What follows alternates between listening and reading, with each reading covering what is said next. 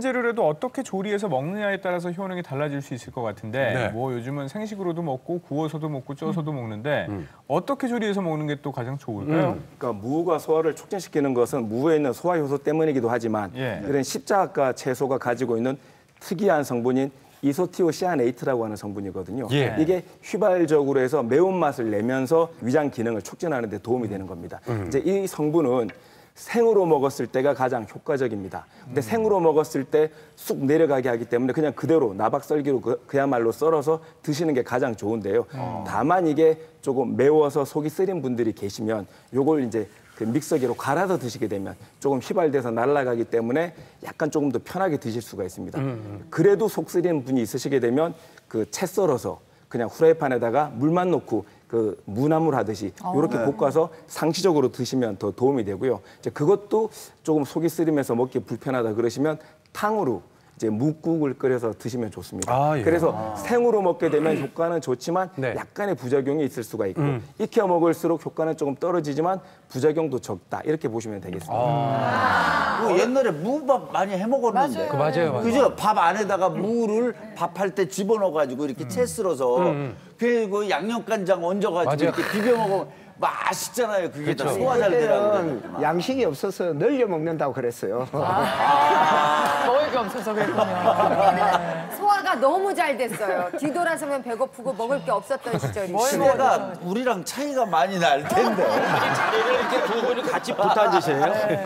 아니 근데 왜 애들한테도 그러거든요. 밥 먹고 나서 바로 누워 있으면 너 그 밥 먹다 누우면은 소된다. 아직도 저도 집에서 저쪽 세대세요? 아니, 이쪽도 참 세대차가 안 나네. 그러네요. 아니 그런데 이렇게 특히 요즘에는 이렇게 배부르게 먹고 나서 왜 바로 이렇게 좀 뻗어서 이렇게 좀 쉴 때를 찾게 되고 집에서는 자꾸 소파에 가서 이렇게 기대게 되고 눕다 보니까 오히려 더 소화가 안 되는 느낌이 있어요. 식사하고 나서의 자세는 굉장히 중요한데요. 다시 한번 제가 이제 강조해서 말씀드리지만은 우리 몸에 크게 세 개의 문이 있어요. 문. 하나는 식도에서 위로 넘어가는 문. 또 하나는 위에서 십이지장으로 넘어가는 문. 또 하나는 소장에서 대장으로 넘어가는 문입니다. 요 세 개의 문은 기능을 한 가지인데요. 들어오게는 하고 밖으로 내보내지는 않는 거죠. 한쪽으로만 문을 열어주는 겁니다. 그렇기 때문에 위에 음식물이 차 있어도 식도로 올라오지 않는 거거든요. 중요한 건 뭐냐면은 위에서는 굉장히 강한 산이 나오는데도 위에는 전혀 아무 영향이 없습니다. 근데 그게 위산이 식도로 넘어오면은 식단은 굉장히 약해가지고 피부와 같거든요. 한번 까지면은 거기에 위산이 닿으면은 정말 아픕니다. 그게 바로 위식도 역류라는 질환인데요. 그게 염증이 심해지면 역류성 식도염이라고 합니다.